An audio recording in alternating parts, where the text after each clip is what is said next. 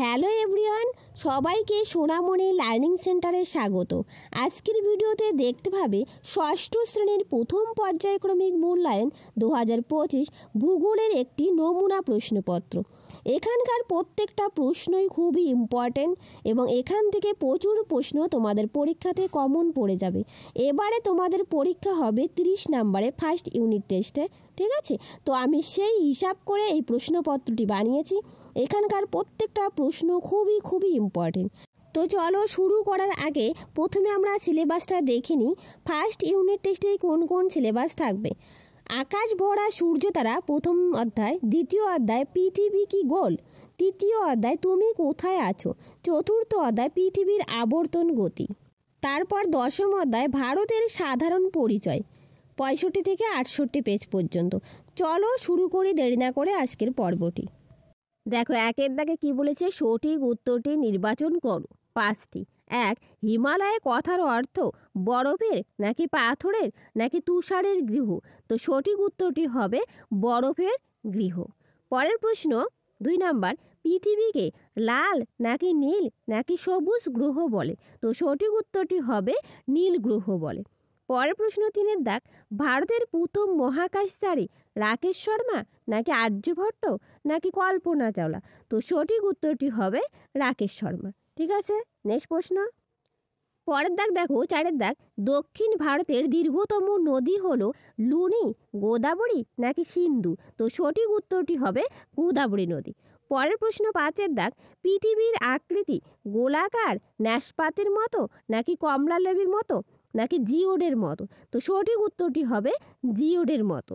পরের প্রশ্ন 6 দাগ, আন্তর্জাতিক তারিখ রেখার মান 0 ডিগ্রি নাকি 900 ডিগ্রি নাকি 180 ডিগ্রি নাকি 360 ডিগ্রি। তো সঠিক উত্তরটি হবে 180 ডিগ্রি, ঠিক আছে? পরের প্রশ্ন দেখো, পরের প্রশ্ন 7 দাগ, পৃথিবীর প্রথম মহাকাশচারী রাকেশ শর্মা নাকি কল্পনা চাওলা নাকি ইউরি গ্যাগারিন নাকি এডুইন অলড্রিন। তো সঠিক উত্তরটি হবে পৃথিবীর প্রথম মহাকাশচারী হবে ইউরি গ্যাগারিন। যদি ভারতের প্রথম মহাকাশচারী বলে তাহলে হবে রাকেশ শর্মা, তোমরা গুলিয়ে ফেলো না, ঠিক আছে? ভারতের ক্ষেত্রে হবে রাকেশ শর্মা আর পৃথিবীর ক্ষেত্রে হবে ইউরি গ্যাগারিন, ঠিক আছে? আর যদি বলে প্রথম মহিলা মহাকাশচারীর নাম কি, তাহলে হবে ভ্যালেন্টিনা তেরেস্কোভা, ঠিক আছে? এটাও খাতায় নোট ডাউন করে রাখো। পরের প্রশ্ন 8 দাগ, চাঁদের সমস্ত জিনিস পৃথিবীর তুলনায় হালকা 5 ভাগ নাকি 10 ভাগ নাকি 6 ভাগ। তো সঠিক উত্তরটি হবে 6 ভাগ। পরের প্রশ্ন 9 দাগ, সৌরজগতের শীতলতম গ্রহটি হলো শনি, ইউরেনাস নাকি বৃহস্পতি। তো সঠিক উত্তরটি হবে ইউরেনাস, ঠিক আছে? পরের প্রশ্ন চলো। তারপর দেখো পরের প্রশ্ন 2 দাগ, শূন্যস্থান পূরণ করে খাতায় লেখো। 2-1, প্রথম মানচিত্র বই প্রকাশ করেন কে প্রকাশ করেন? মার্কেটর, বিজ্ঞানী মার্কেটর প্রথম মানচিত্র বই প্রকাশ করে। নেক্সট দেখো 2-2, অক্ষরেখার মধ্যে ড্যাশ এর দৈর্ঘ্য সবচেয়ে বড়। তো সঠিক উত্তরটি হবে নিরক্ষরেখা, ঠিক আছে? নিরক্ষরেখা একটি অক্ষরেখা, তো নিরক্ষরেখার দৈর্ঘ্য সবচেয়ে বড় হয়। তারপর 2-3, পৃথিবীর মেরু ব্যাসের দৈর্ঘ্য কত? ড্যাশ। তো পৃথিবীর মেরু ব্যাসের দৈর্ঘ্য 12,714 কিমি, ঠিক আছে? নেক্সট প্রশ্ন। পরের দাগ 2-4, ড্যাশ প্রমাণ করেন পৃথিবী নয় সূর্যই সৌরজগতের কেন্দ্রে রয়েছে। তো উত্তর হবে কোপার্নিকাস। পরের প্রশ্ন, পৃথিবীতে কোনো বস্তুর ওজন 36 কিগ্রা হলে চাঁদে তার ওজন হবে ড্যাশ কিগ্রা। কিগ্রা মানে কিলোগ্রাম, ঠিক আছে? তো উত্তর হবে 6 কেজি, অর্থাৎ 6 কিলোগ্রাম, ঠিক আছে? পরের প্রশ্ন 2-6, নিরক্ষরেখার মান ড্যাশ। তো নিরক্ষরেখার মান কত? 0 ডিগ্রি। নেক্সট প্রশ্ন। তারপর দেখো 3 দাগের এক কথায় উত্তর লেখো 5টি, ঠিক আছে? 3-1, ভারতের মূল ভূখণ্ডের দক্ষিণতম বিন্দুর নাম কি? উত্তর হবে কন্যাকুমারিকা, ঠিক আছে? যদি বলে মূল ভূখণ্ডের ক্ষেত্রে তাহলে হবে কন্যাকুমারিকা, আর যদি বলে ভারতের দক্ষিণতম বিন্দুর নাম তাহলে হবে ইন্দিরা পয়েন্ট, ঠিক আছে? এইখানে বলছে মূল ভূখণ্ডের দক্ষিণতম বিন্দু, সেই জন্য হলো কন্যাকুমারিকা। পরের প্রশ্ন, পৃথিবীর বৃহত্তম বদ্বীপ সমভূমি কোনটি? উত্তর গঙ্গা ব্রহ্মপুত্রের সমভূমি পৃথিবীর বৃহত্তম সমভূমি। পরের প্রশ্ন, ভারতে অবস্থিত হিমালয়ের সর্বোচ্চ পর্বতশৃঙ্গের নাম কি? উত্তর কাঞ্চনজঙ্ঘা। কাঞ্চনজঙ্ঘা ভারতে অবস্থিত হিমালয়ের সর্বোচ্চ পর্বতশৃঙ্গ। ঠিক আছে, প্রত্যেকটা প্রশ্ন খাতায় নোট ডাউন করে রাখবে। পরের দাগ 3-4, পৃথিবীর সবচেয়ে কাছের গ্রহ কোনটি? উত্তর হবে শুক্র গ্রহ। এর সাথেই মনে রাখবে সৌরজগতের সবচেয়ে কাছের গ্রহের নাম কি? তাহলে হবে বুধ। ঠিক আছে, পরের প্রশ্ন 3-5, ভারতের প্রথম কৃত্রিম উপগ্রহের নাম কি? উত্তর হবে আর্যভট্ট। পরের প্রশ্ন 3-6, চাঁদের গায়ে পৃথিবীর ছায়া দেখে কে বলেছিল পৃথিবী গোল? তো উত্তর হবে আর্যভট্ট। বিজ্ঞানী এরাটোস্থেনিস এই বক্তব্যকে সমর্থন করেছিলেন। তো এই আর্যভট্ট প্রথম বলেছিলেন যে পৃথিবী গোল। পরের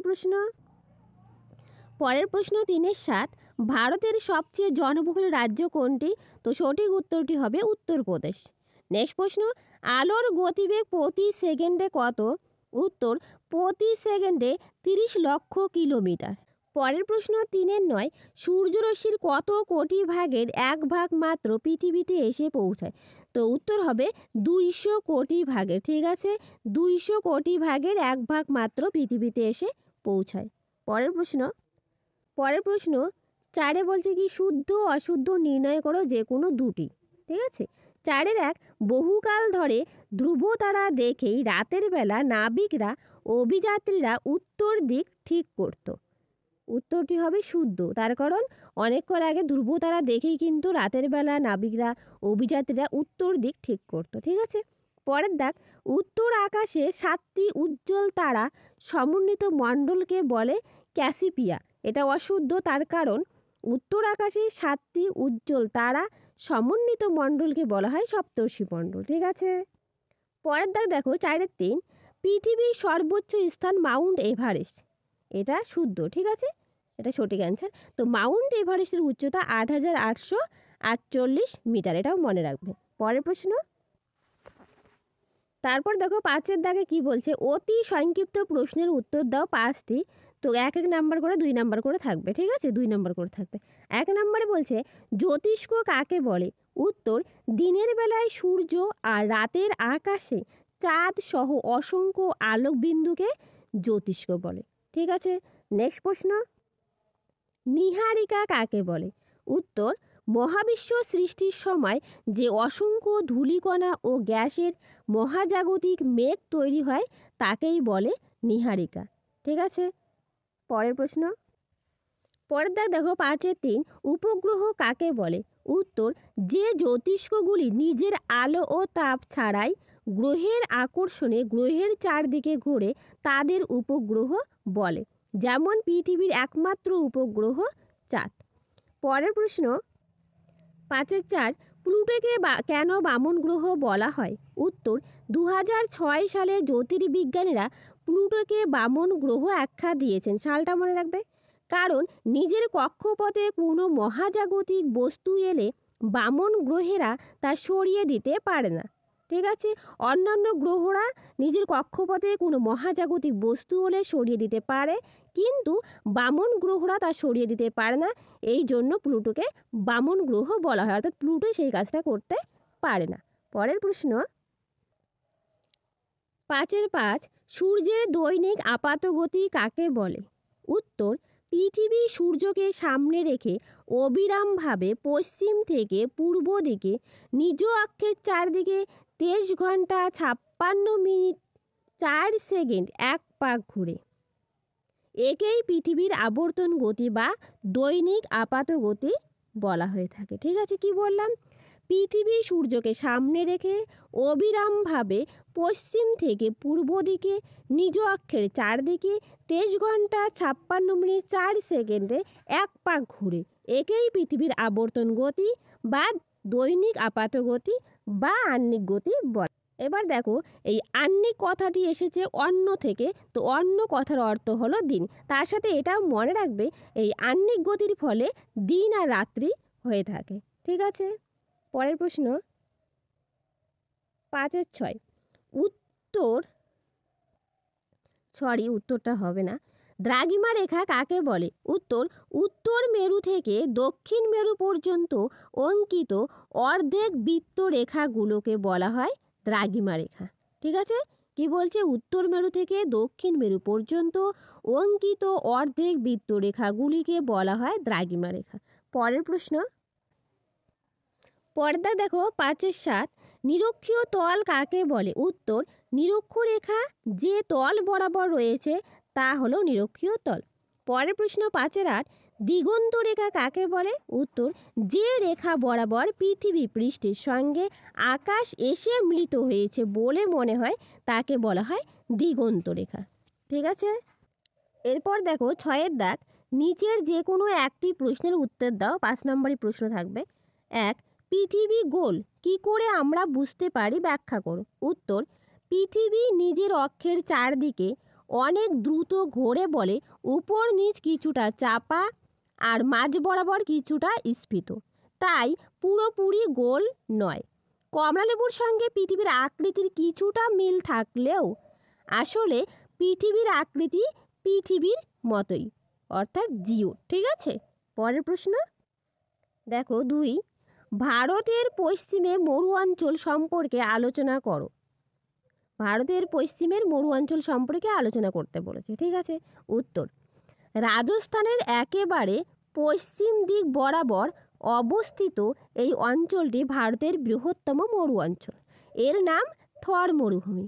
যত দূর তাকানো যায় শুধু বালি আর পাথর, কোথাও গাছপালা নেই, খুব ছোটো ছোটো অনিত্যবহ নদী দেখা যায়। এর সঙ্গে বলে রাখি, অনিত্যবহ নদী বলতে যেসব নদীতে সারা বছর জল থাকে না তাদেরকে অনিত্যবহ নদী বলে। ঠিক আছে, এই নদীগুলিতে সারা বছর জল থাকে না, অল্প জল থাকায় নদীগুলো সমুদ্রে পৌঁছাতে পারে না, যেমন লুনি নদী। দীর্ঘদিন ধরে অল্প বৃষ্টির জন্য অঞ্চলটি মরুভূমিতে পরিণত হয়েছে। এখানে চাষবাস একেবারে হয় না বললেই চলে, তাই এখানে খুব কম মানুষ বসবাস করে। ঠিক আছে, পরের প্রশ্ন চলো। তার সাথে তোমাদের বলে রাখি, তোমরা যারা নতুন প্লিজ চ্যানেলটা সাবস্ক্রাইব করে পাশে থাকবে, পাশে থাকার বেল আইকনটি ক্লিক করে রাখবে যাতে নতুন কোনো ভিডিও দেওয়ার সঙ্গে সঙ্গে তোমাদের কাছে নোটিফিকেশন পৌঁছে যায়। আর যদি তোমাদের ভিডিওটা ভালো লেগে থাকে তাহলে একটা লাইক, শেয়ার অ্যান্ড কমেন্ট করবে। ঠিক আছে, পরের প্রশ্ন দেখো 3-এর দাগ, সিন্ধু নদের গতিপথ বর্ণনা করো। উত্তর, তিব্বতের মানস সরোবরের নিকট কৈলাস পর্বতের একটি হিমবাহ থেকে এর উৎপত্তি। এরপর ভারতে প্রবেশ করে জম্মু ও কাশ্মীরে এবং হিমাচল প্রদেশের উপর দিয়ে প্রবাহিত হয়ে পাকিস্তানে প্রবেশ করেছে। পাকিস্তানে এই নদী প্রধান উপনদীগুলির সাথে মিলিত হয়েছে। এই মিলিত প্রবাহ অবশেষে আরব সাগরে গিয়ে মিশেছে। ঠিক আছে, তো এই পর্যন্ত ছিল আজকের ষষ্ঠ শ্রেণীর ভূগোলের সাজেশন। এখানকার প্রত্যেকটা প্রশ্ন খুব ইম্পর্টেন্ট। তাহলে দেখা হচ্ছে নতুন একটা ভিডিওতে। Thank you everyone.